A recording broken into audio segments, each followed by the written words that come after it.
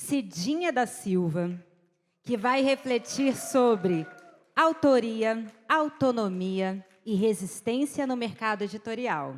A palestra Vozes Independentes do Mercado Editorial propõe um olhar sobre o fazer literário fora das lógicas hegemônicas. Recebam com muito carinho Cidinha da Silva. Obrigada. O palco é todo seu. Oi, gente, boa tarde. Obrigada, tá bom? Obrigada pelo convite para a gente bater esse papo. Só para eu entender que a gente vai ter debate também? Tá. Então, porque aí eu organizo para falar, né, um tempinho e para a gente conversar. Bom, então, meu nome é Cidinha da Silva, o ano que vem eu completo 20 anos de carreira, não é? 20 anos de publicação do meu primeiro livro, que se chama Cada Tridente em Seu Lugar, e de lá para cá eu publiquei outros 22 livros, né? Estou muito contente agora, porque, não sei se vocês estão acompanhando os resultados do Jabuti, e o meu livro do ano passado, que se chama Vamos Falar de Relações Raciais, Crônicas para Debater o Antirracismo, que saiu pela Editora Autêntica, ele é finalista na categoria Educação. E antes disso, ele tinha sido semifinalista do Jabuti Acadêmico, no eixo Cultura e Ciência e Cultura, na categoria Educação e Ensino.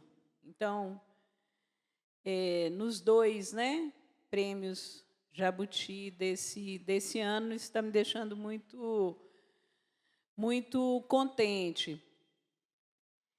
E essa trajetória, que começou em 2006, quando a gente passou pela pandemia, eu montei um curso refletindo sobre essa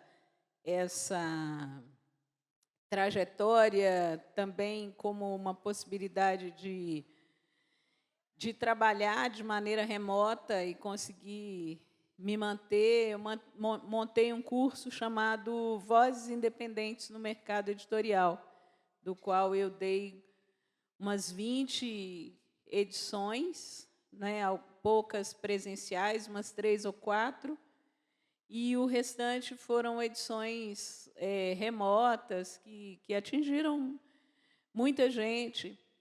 E nesse curso a gente discute várias coisas, né?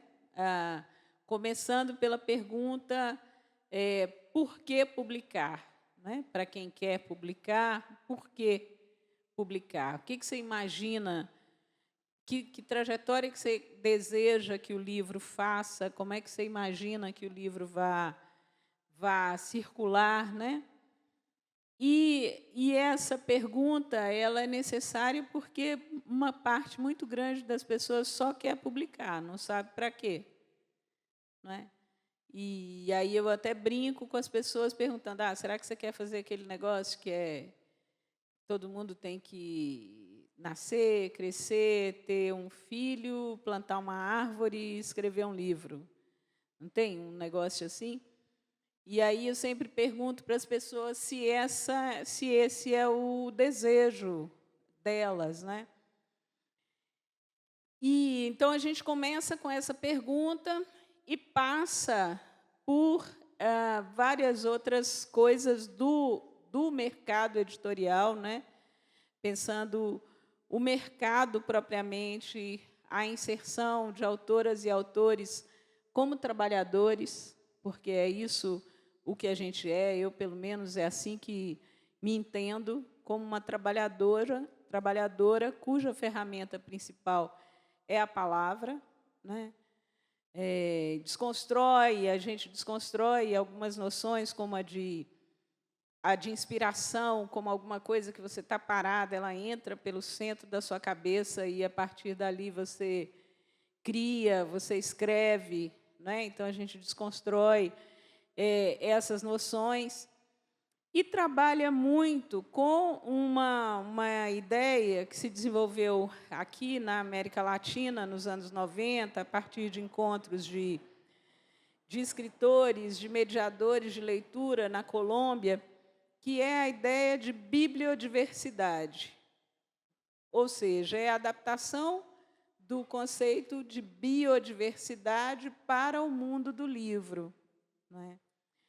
E nessa ideia de bibliodiversidade, que você tem, então, muitas diferentes, né, vozes literárias, diferentes editoras com magnitudes também distintas, não é? Pequenas, médias, grandes, conglomerados, editoras de porte, editoras com capital, movidas por capital internacional, nanoeditoras, microeditoras, publicações independentes.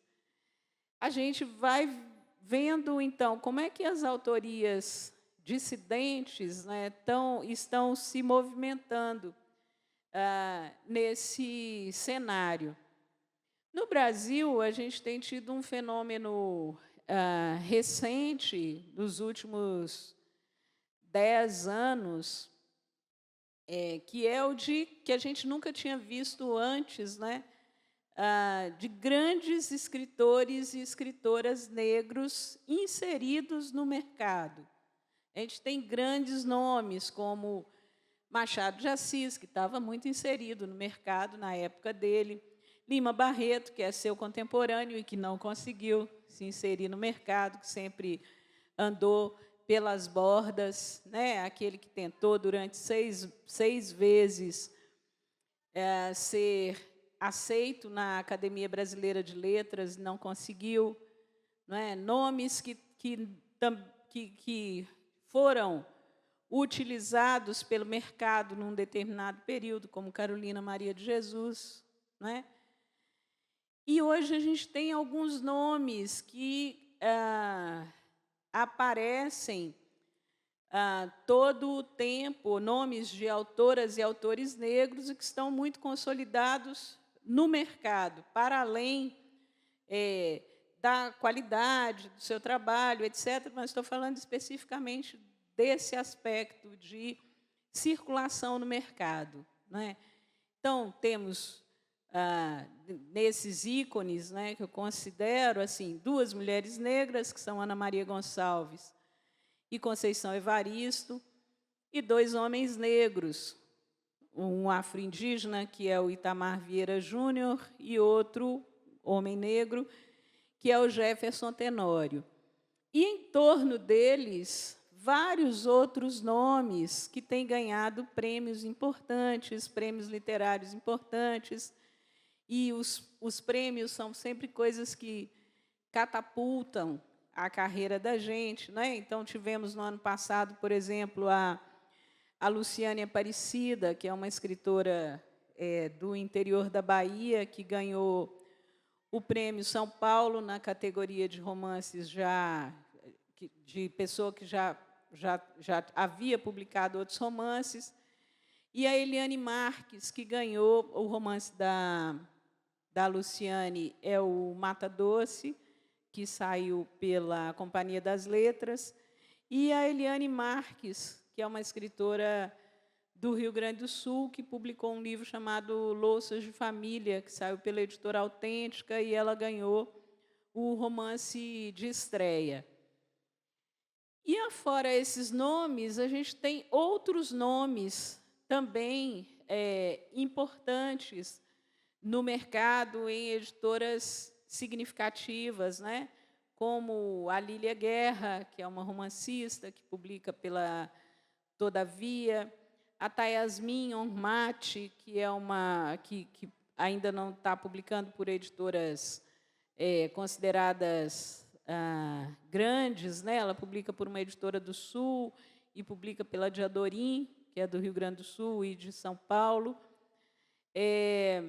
Escritores que eu considero excelentes, como Giovanni Martins, que publica pela Companhia das Letras, e o José Faleiro, que publica pela Todavia, né? E uma pleiade de nomes, eu estou citando alguns aqui, né? Mas outros consagrados, como a querida Elisa Lucinda, que é aqui, dessa terra, desse estado, né? Elisa Lucinda, que tem feito uma trajetória muito vitoriosa na literatura brasileira. O Paulo Lins, o autor de Cidade de Deus, né? A gente conhece muito mais o filme, mas o livro é monumental, né? Então, citei alguns nomes aqui, e tem vários outros que talvez não estejam tanto nos holofotes, né? Não sejam alvo dos holofotes de maneira tão forte quanto esses nomes que eu citei, mas que também são nomes significativos. E isso tem trazido um desafio para quem se interessa pela literatura de autoria negra, que é o de pensar autoras e autores negros em sua singularidade. São autores diversos, autoras diversas, que têm desafiado esse modelo fácil, né, de dizer, de categorizar uma literatura feita por mulheres negras. As mulheres negras que escrevem, publicam, estão nas grandes editoras hoje, ou em editoras de médio, que estão no mercado editorial, melhor dizendo, são autoras diversas, né? Se você pega romancistas, só para citar as romancistas, como vou citar 3 que são muito consolidadas no mercado, ou 4. Ana Maria Gonçalves, Conceição Evaristo, Ana Paula Maia, Ana Paula Maia e Marilene Felinto, né? São 4 autoras que não têm rigorosamente, 4 autoras negras que não têm rigorosamente nada nem próximo na literatura que produzem. Elas são muito diferentes, são muito distintas, e são 4 autoras negras, né? Que, de alguma forma, principalmente Conceição, notadamente Conceição, é uma autora que faz escola. Você tem uma série de autoras mais jovens que se inspiram diretamente nela e que produzem uma literatura que, se não se aproxima, busca se aproximar da literatura dela, né? Então, a gente tem hoje esse desafio está posto para quem trabalha com pesquisa, com crítica literária, e mesmo para as pessoas que leem, né, que são leitoras, e não têm essa atividade crítica ou de pesquisa, está posto hoje o desafio de ler as autorias negras em sua singularidade. Aquilo que se fazia, que ainda se faz, né, nas livrarias, a criação de uma seção que eu costumo brincar, que é uma espécie de frango com tudo dentro, na qual se colocam as autorias negras, como se a gente fosse um bloco monolítico, né? E a gente precisa, cada vez mais, frequentar a prateleira dos romances, dos contos, das crônicas, dos ensaios, da poesia, da memória, né? Das biografias e autobiografias, porque a nossa escrita ela precisa ser lida em sua singularidade, né? A gente precisa ser tratada com alteridade. porque a criação é muito cômodo, né? Acho não. Em vários setores de estudos nas universidades, que tem, sim, necessidade de agregar, de categorizar. Há, às vezes, artifícios simplistas, né, nessa forma de agregar as autorias negras, como se partíssemos de um mesmo lugar de criação, como se os nossos textos tivessem que ter uma dicção única, como se estivéssemos a serviço de um projeto político que não é definido pela autoria, não é? Mas por um suposto coletivo que diria como a gente deveria escrever. Há, sim, uma escola literária negra dos anos 80, fundada e liderada pelas pessoas que criaram os cadernos negros, né, no Quilomboje, do Quilomboje, em São Paulo. Uma iniciativa muito respeitada e que abriu caminhos, né, abriu portas para todos nós que viemos depois, mas é uma escola literária. E há artistas, autores, autoras de outras, se não de outras escolas, de outras perspectivas, de outras investiduras, né? Temos também, nesse cenário, hoje, o desafio de lidar e de compreender a literatura que as juventudes negras têm feito, que são literaturas muito herdeiras do movimento hip-hop, né? Então, os campeonatos de slam, de poesia falada, não é? Os saraus, mesmo as letras que bebem muito das letras do rap, né, são outro desafio também para a gente compreender nesse cenário literário atual. E a inserção das autorias negras nas diversas editoras não elimina as práticas, a inserção não elimina diversas práticas racistas que continuam ocorrendo, né? A gente vê, muitas vezes, colegas que, ao entrar numa determinada editora, porque as editoras hoje, né, estão procurando autoras e autores negros para chamarem de seus, né, para dizerem que a gente tem o nosso, né, a gente tem os nossos, a gente não está. E é preciso a gente ver em que condições essas autoras e autores negros têm entrado nas editoras, né? Porque se a editora tem uma perspectiva de que está prestando um favor ou está simplesmente respondendo a uma situação de pressão que é inexorável, né?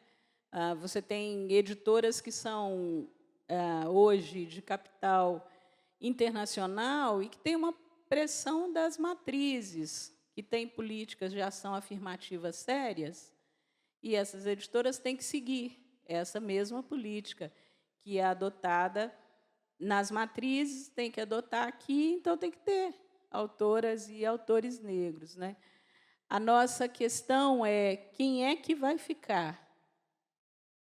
Quem é que vai conseguir permanecer? A gente teve, por exemplo, no final dos anos 90, início dos anos 2000, um investimento muito grande em jovens autoras, que eram todas autoras brancas. Houve um investimento muito grande em grandes editoras. E essas autoras não deram no mercado o tipo de resposta que se imaginava. Mas elas continuam aí até hoje. publicando por editoras menores, né?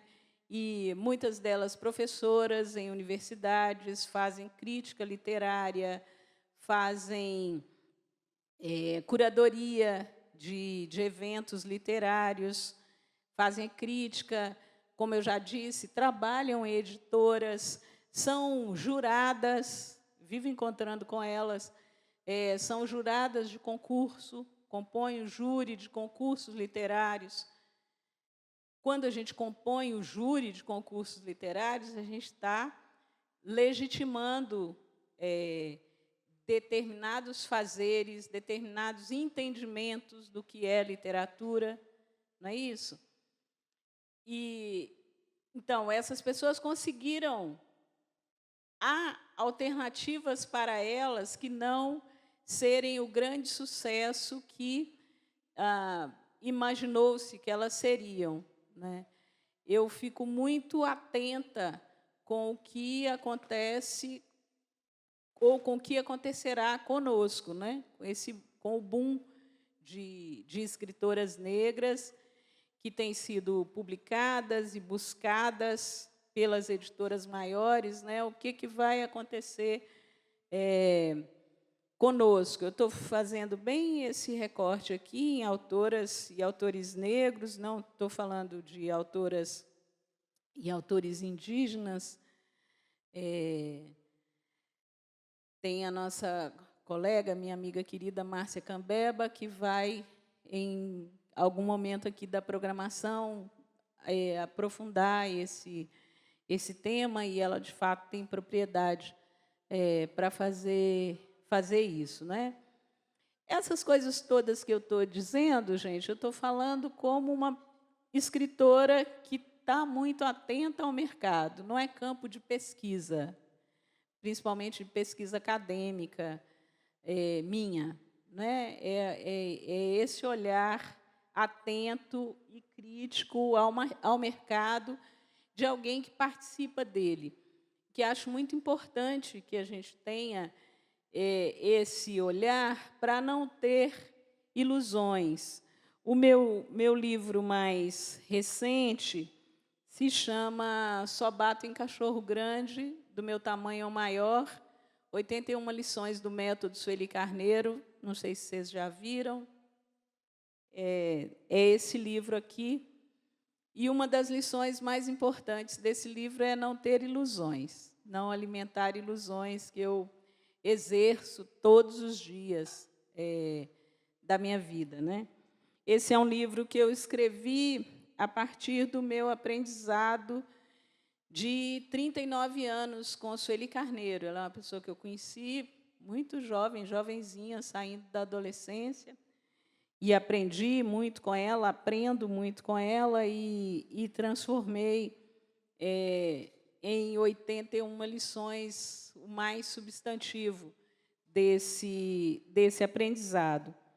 Eu acho que eu vou escolher algum texto aqui do livro para mostrar para vocês, e que acho que tem muito a ver com essa discussão que a gente está fazendo aqui hoje. E depois a gente abre para o diálogo. Esse livro ele é dividido em três movimentos, né? Ei, querida. O primeiro movimento são as lições que eu aprendi diretamente, que me foram ditas de maneira expressa por Sueli.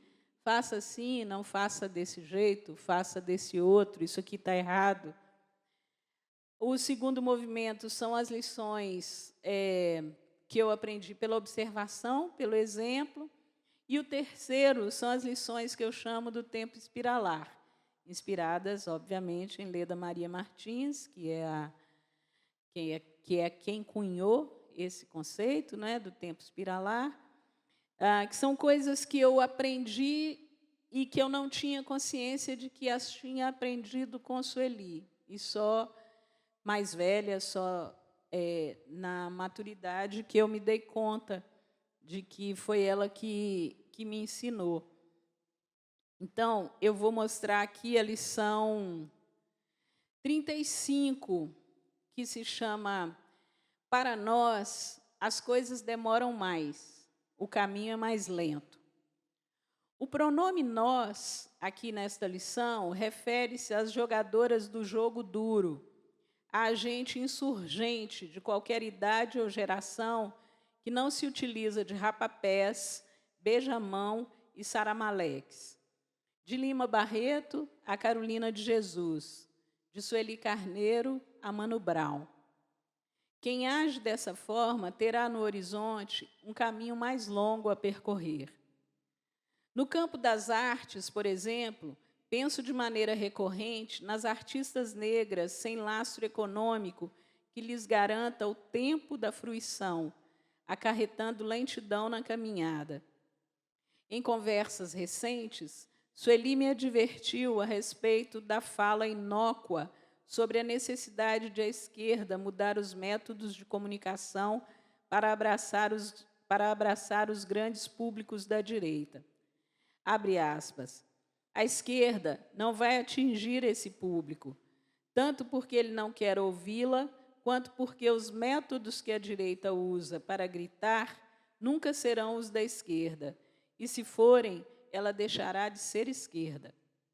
Comunicar-se melhor, de maneira ágil, é fundamental para impulsionar a comunicação, mas a esquerda não atingirá o público da direita.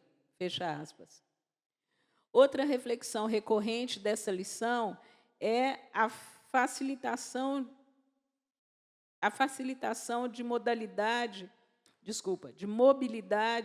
experimentada pelas gerações recentes como consequência natural do trabalho feito pelas gerações anteriores, as que forçaram as portas e amassaram o barro. Por exemplo, nos anos 1990 e 2000, era rara a figura de articulistas negros nos grandes jornais brasileiros e também de jornalistas negros nas televisões.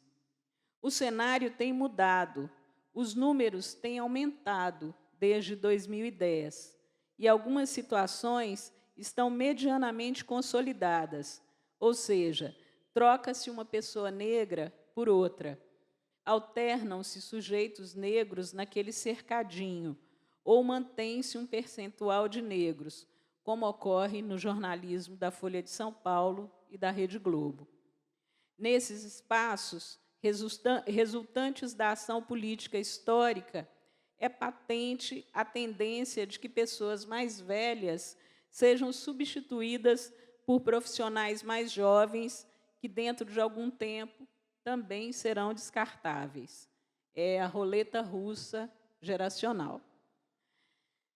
É isso, então, gente, para a gente começar a conversa, e fico à disposição de vocês para comentários, eventuais perguntas, discordâncias, que eu considero a discordância uma coisa salutar, quando a gente está construindo ideias, está compartilhando pensamentos, construindo história. E eu fico, então, à disposição de vocês. Não sei se tem outro microfone, quem poderia ajudar com isso. Ou não sei também se vocês falam sem microfone. Estou à disposição. Se alguém puder ajudar nessa parte de ver quem fala. Meu nome é Miriam Cardoso. Eu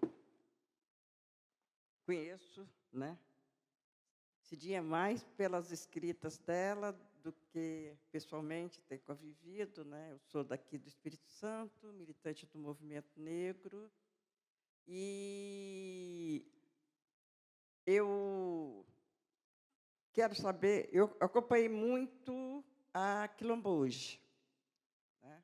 Miriam Alves, esse pessoal todo da Quilomboje. E seu processo, eu acho que foi mais diferenciado, né? Que na Quilomboje, as pessoas que publicavam, que mantinham, distribuíam e tudo. Eu queria falar o que mudou, que eu queria que você falasse, o que mudou da época do Quilombo hoje até agora, né? E aí sua experiência também. Sim, obrigada, Miriam. Olha, bastante coisa mudou, felizmente, né? No período do Quilombo hoje, nos anos 80, anos 90, tem algumas pessoas fora da curva, né? Alguns nomes fora da curva, tais como os mineiros, Edmilson de Almeida Pereira, Ricardo Aleixo, né? A Elisa Lucinda, daqui, a Heloísa Pires Lima, de São Paulo, a Leda Martins, que é também poeta, são autoras e autores negros que vêm publicando desde os anos 80, ou início dos 90, como o caso da Elisa, e que não passaram, né, pelo Quilombo hoje. E esses autores e autoras que escreviam no Quilomboje, nos cadernos negros, melhor dizendo, né, o Quilomboje é o grupo, que escreviam nos cadernos negros, Conceição Evaristo vem daí, né, nasce aí, as primeiras publicações dela são nos cadernos negros, o livro Olhos d'Água, que é talvez o livro mais conhecido dela, reúne contos que ela publicou em cadernos negros, né? Naquele período, a universidade era quem reconhecia essas escritoras e escritores que não tinham espaço algum na imprensa literária, no jornalismo literário, não é? Então, a universidade teve um papel fundamental. E muitos desses autores, dessas autoras, ainda hoje são extremamente ligados a professores e professoras que os reconheceram, né, e abriram espaço. Então, isso é uma mudança. Hoje, a gente tem uma pleiade de autorias negras que circulam pelo mercado, que fazem suas trajetórias e que não passaram, se beneficiaram, todos nós, nos beneficiamos daquilo que o Quilombo hoje fez, né? Fez e faz. Está vivo, atuante ainda. Mas foi possível para a gente fazer outras trajetórias, né? Traçar outros caminhos. Então, isso é uma coisa que mudou. Outra coisa que mudou substancialmente é o interesse das editoras por aquilo que a gente escreve. Você tem figuras importantes dos cadernos negros, como Conceição, que hoje é uma das maiores, reconhecida como uma das maiores escritoras do país. Você tem gente importante como Cuti, com menos alarde, mas ele também publicou pela Companhia das Letras, que tem uma editora, essa editora que tem uma estratégia muito agressiva sobre a gente, né? Ela quer mesmo pegar todo mundo. Mas é muito legal que pessoas como o Cuti, por exemplo, Oswaldo de Camargo, que é fundador dos Cadernos Negros e saiu dos cadernos logo no iniciozinho, né? No segundo ano, eu acho. Mas o Oswaldo também está lá, acho que tem 3 livros publicados pela Companhia das Letras. Então, isso mudou. E, como eu disse, que todas as editoras hoje querem um escritor negro ou uma escritora negra para chamar de seu ou de sua, né? Eu vivo recebendo na minha casa publicações de autores, de autoras negros, principalmente jovens, feitas por editoras de menor porte, que elas estão me dizendo, quando elas mandam essas publicações, olha, você diga que a gente está fazendo, viu? Que a gente está publicando. Autoras e autores negros, né? Toda semana eu recebo um pacotinho nos eventos, as pessoas vêm entregar, porque elas querem mostrar que elas estão fazendo a lição de casa. Nem sempre são publicações legais. Aí não mudou, por exemplo, o jeito que a edição dos nossos textos é feita. Muitas vezes são edições mal cuidadas principalmente do ponto de vista do conteúdo e da forma. Não estou falando do aspecto do livro, do objeto livro, mas estou falando do conteúdo e da forma. Porque, às vezes, lidam conosco com medo de que a gente rebata determinadas críticas que podem ser feitas ao texto, e, às vezes, há críticas que são necessárias e que, se não são feitas, o texto vai para a rua com problemas. E de outras pessoas, né, o texto é cuidado, é dito, olha, isso aqui não está legal, isso aqui você precisa refazer.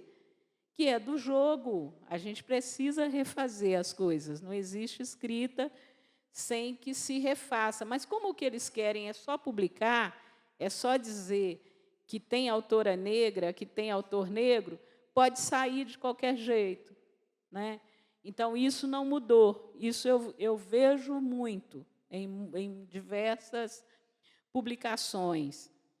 Outra coisa que acho que não mudou é, embora a gente tenha espaço, algum espaço no jornalismo literário, a forma de abordar os nossos textos continua sendo a mesma. Nós somos abordadas por clichês, por chaves interpretativas padrão.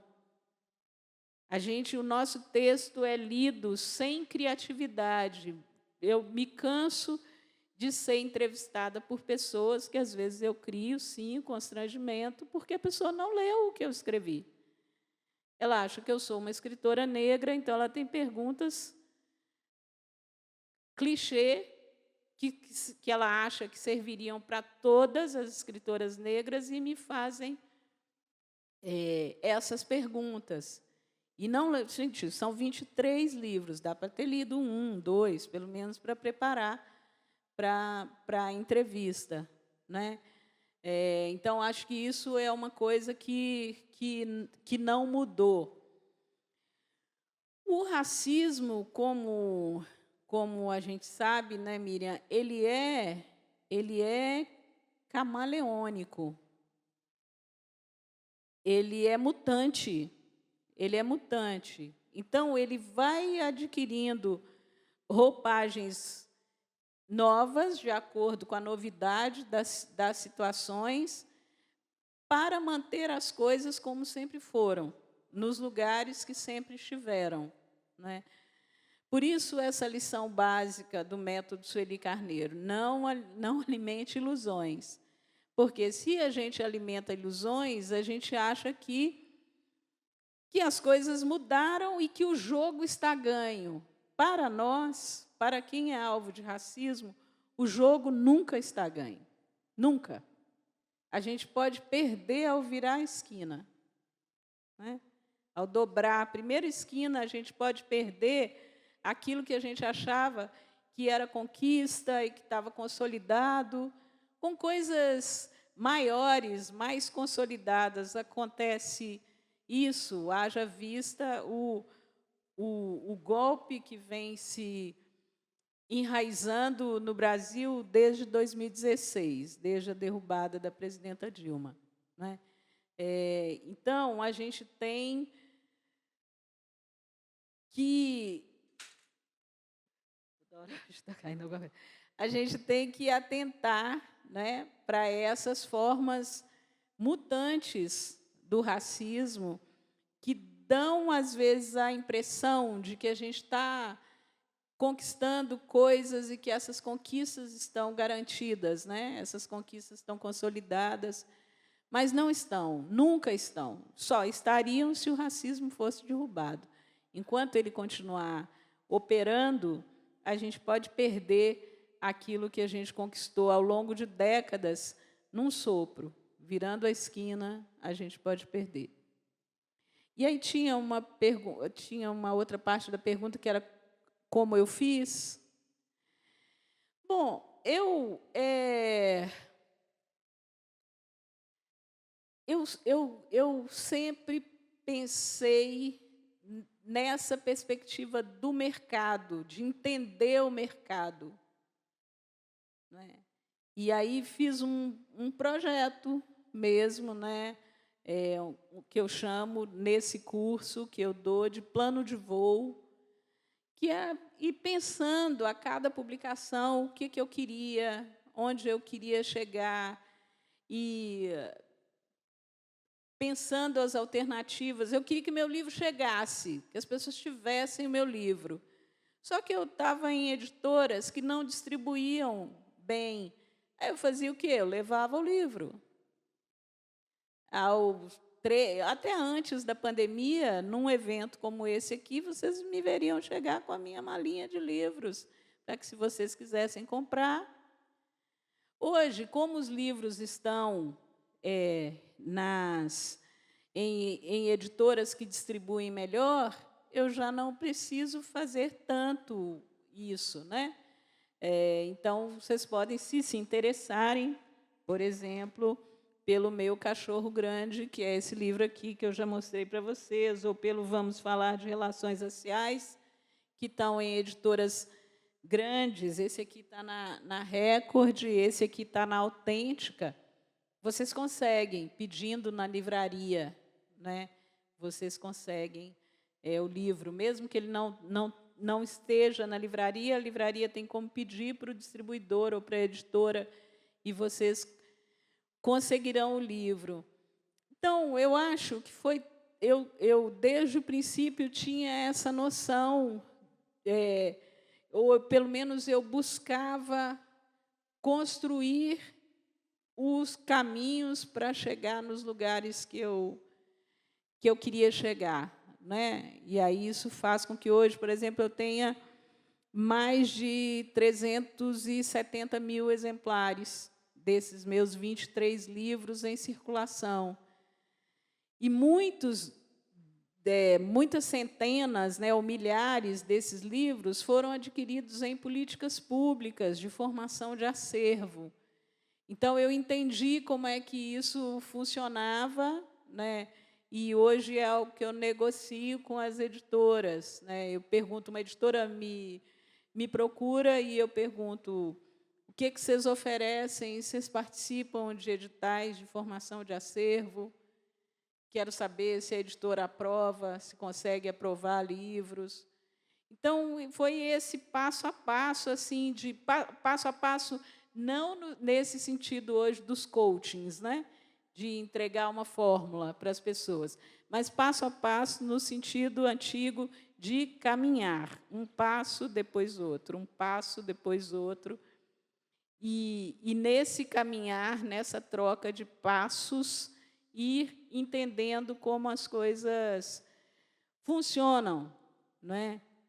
No mercado, entendimento regido pelo princípio exúnico da troca justa.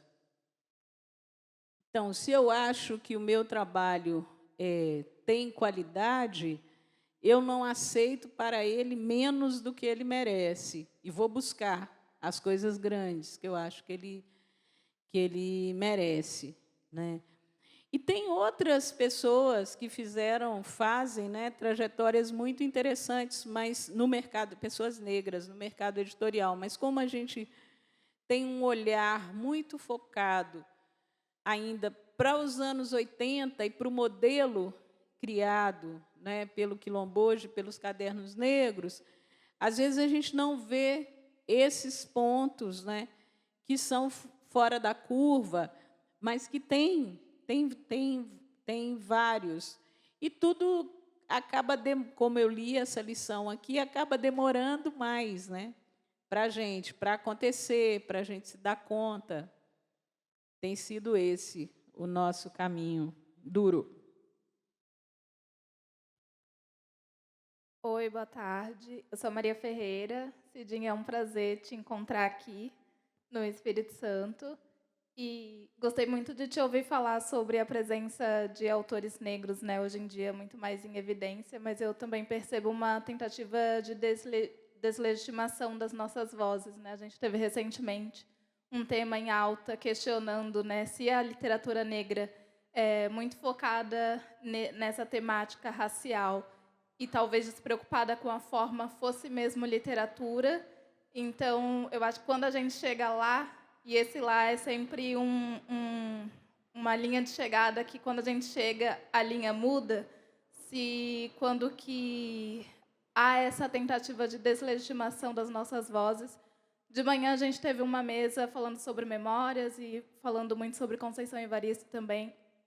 Uma das autoras, que foi a Yasmin Santos, trouxe uma fala da Conceição, lembrou uma fala dela, que ela diz: leiam minhas obras sem focar tanto também na minha biografia. E aí você também tem abordado esse assunto. Então, como que as pessoas também podem ler as obras de autorias negras sem pensar, estou lendo porque é um autor negro, mas pensando também muito mais na estética e na forma que as pessoas negras escrevem. Você quer que eu comente isso? Sim, Já falou? por favor. Aham. Então, a Maria, eu acho que a gente se conheceu na Unifesp, não foi? Sim. Quando você era estudante de graduação, né? Sim. E aí eu fui lá a convite de um professor, nem sei se ele era seu professor. Era? Era. Fui lá a convite de um professor. São essas coisas. Quando ele me convidou, era um evento grande, era uma coisa, né? E aí, chegando lá, eram o quê? 7 pessoas, 8 pessoas, né? Tinha a Maria, eu conhecia a Maria, e a gente vem se acompanhando, né? Ao longo, isso devia ser o quê? 2018? Por aí. 18, 19, e a gente vem se acompanhando desde então. Eu não sei se vocês conhecem a Maria, conhecem, né? Ela tem uma iniciativa que se chama Maria e seus livros. Impressões de Maria. Impressões de Maria. Maria é outra pessoa que é com os seus livros. Impressões de Maria, que faz resenhas, que indica livros para as pessoas e tal. E hoje você é editora também. Trabalho em editora e escritora também. Uhum. Então, foi legal de conhecer a Maria. Mas tem essas roubadas, digamos assim, que o convite foi para uma coisa muito maior. Chegando lá, era para um grupo de estudantes, mas o professor disse uma outra coisa. Então, isso faz parte, né, desse passo a passo.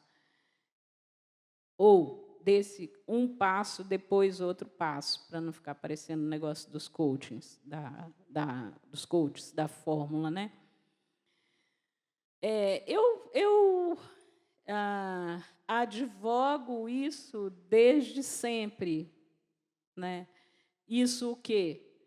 Que o que eu escrevo é mais importante do que o foco na minha biografia, desde sempre, desde o meu primeiro livro, inclusive, né?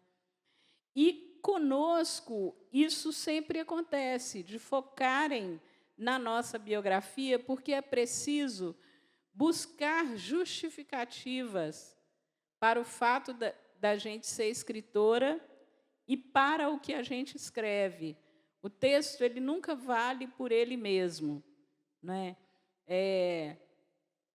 Outro dia foi essa semana, hoje é sábado, foi quinta-feira, eu estava dando uma aula num curso que são 8 autores e autoras que dão aulas e tal. E aí a pessoa aí tem colegas que são apresentados assim: fulana de tal, romancista, fulana de tal, contista. Cidinha da Silva, a pessoa que me convidou, me apresenta como romancista, cronista e editora. Dessas 3 coisas, eu sou cronista. Eu não sou romancista, não tenho romance publicado, mas eu sou a única, dos 8 professores, eu sou a única negra. Ele precisa justificar por que eu estou ali. Aí ele diz, inclusive, uma coisa que eu não sou, que é romancista. Eu não tenho nenhum romance publicado.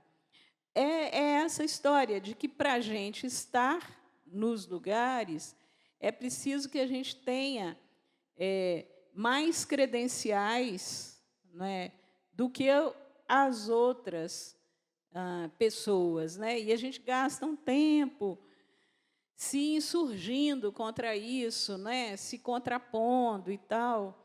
Hoje eu já consigo, em mesas que não têm um tema específico, como essa aqui tem, então, é isso mesmo que eu tenho que fazer aqui, foi para isso que eu fui convidada, mas em mesas que são mesas de escritoras e de escritores, hoje eu já consigo falar do meu trabalho, inclusive quando fazem perguntas que não são sobre o meu trabalho. Eu já desenvolvi uma técnica de dizer o que eu preciso dizer a despeito do que me perguntam, né? Isso é necessário, senão as pessoas ficam naquelas, ai, como é que é ser uma autora negra? Velho, lê meus livros. Tem 23, para você escolher um.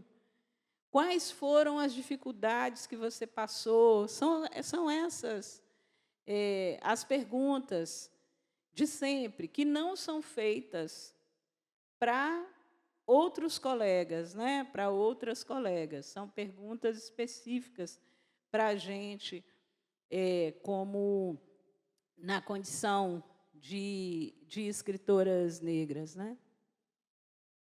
Então, é isso que eu, de alguma forma, acrescentaria ao que você já formulou. Quem mais? Acho que tinha alguém ali atrás. Aqui, ó, isso.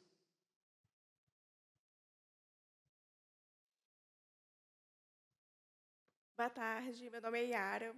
Você falou mais cedo acerca da preparação de texto nas editoras e, pelo que eu acompanho de autorias independentes, tem toda uma preocupação e até uma cobrança em relação à leitura crítica, à leitura sensível das obras, que eu não percebo tanto dentro das próprias editoras. Então, você tem uma cobrança a mais de autorias independentes, principalmente autorias de grupos minoritários, que não existe dentro das próprias editoras e nesses mesmos grupos que acaba, às vezes, gerando uma crítica dentro da obra que o texto não foi tão bem preparado.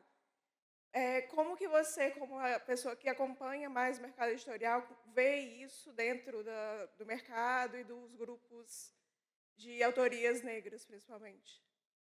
Sim, eu concordo com você, eu até já falei um pouco sobre isso, né? Um certo descaso que eu percebo com as obras, né? O tratamento dado às obras de autoras, de autores não hegemônicos, né? Tem os que são considerados independentes, que pagam as editoras para publicar. Nesses casos, então, a editora só empresta mesmo o selo, não tem nenhum tipo de cuidado mais detido. Às vezes, você tem que entregar o texto já revisado, inclusive, né? A editora só imprime e coloca o selo dela, né? E eu observo também com as traduções.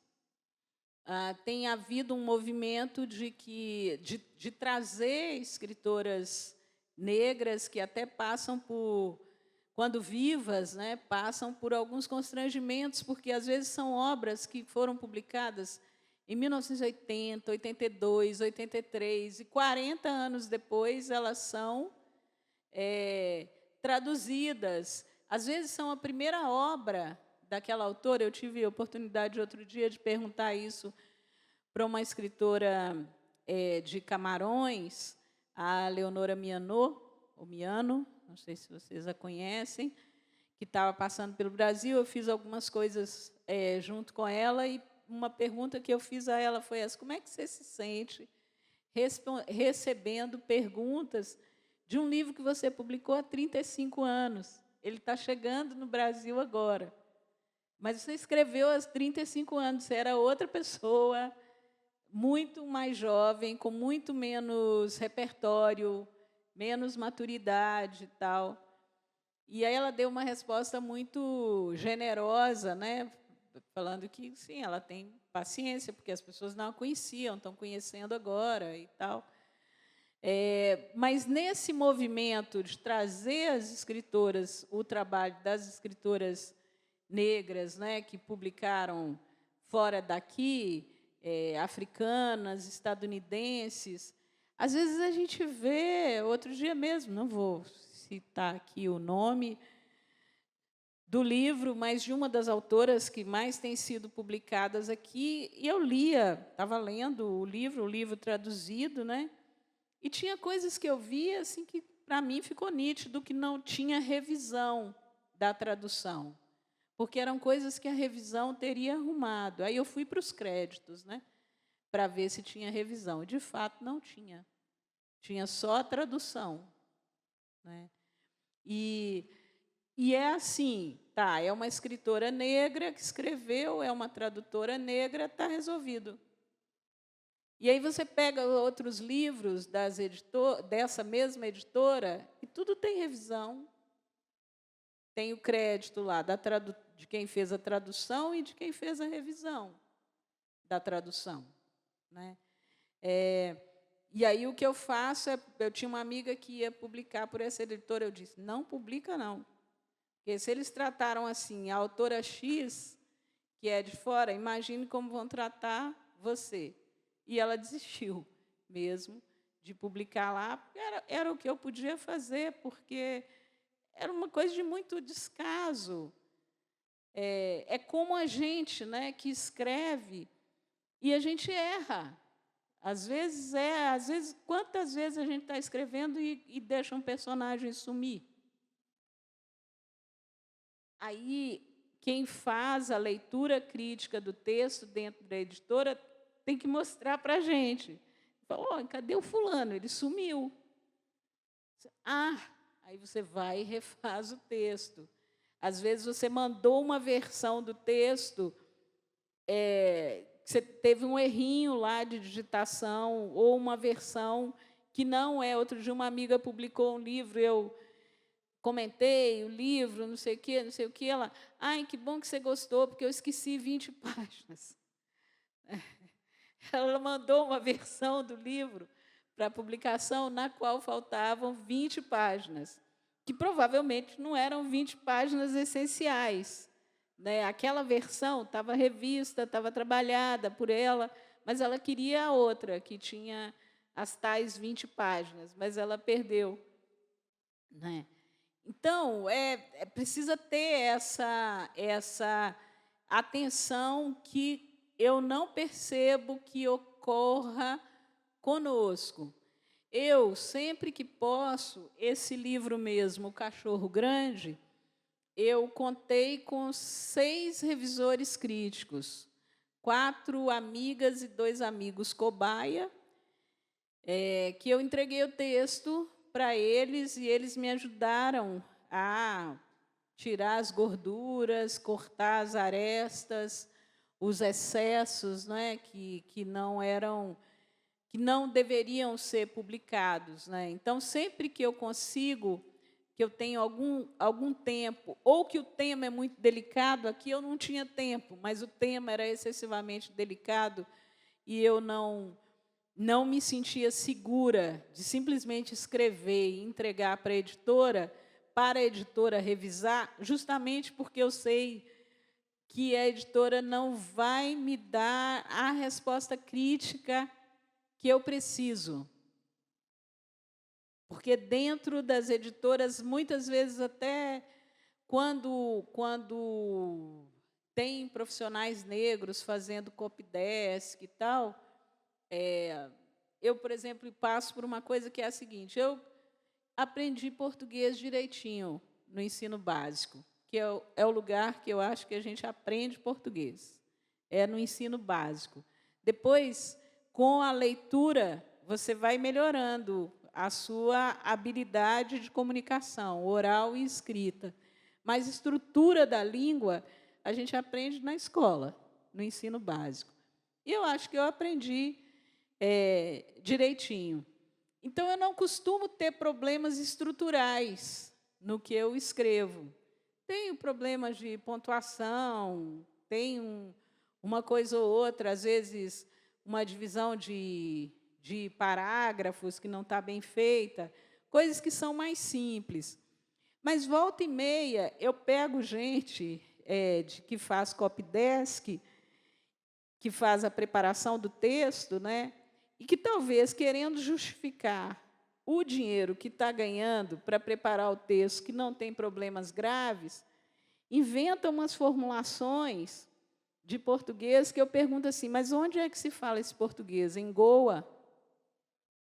No século XVII? No século XVIII? Porque é de uma formalidade, ou de um formalismo, melhor dizendo, que não cabe no cotidiano, né, do uso da língua portuguesa. Sim, isso pode acontecer com qualquer autor, com qualquer autora, né, que não seja negro também, mas eu percebo, no trato dos meus textos, né, eu percebo que ocorre com frequência isso. É o que eu teria para dizer. Não sei se te atende. Tem mais alguém? Não sei se a gente tem tempo também. Encerrou? Estou recebendo um sinal aqui, gente, que a gente está encerrando. Então, agradeço a vocês por terem vindo, de novo, pelo convite, pela atenção. E meus livros estão por aí, nas livrarias, nas bibliotecas. Espero que vocês procurem, que vocês conheçam. Obrigada.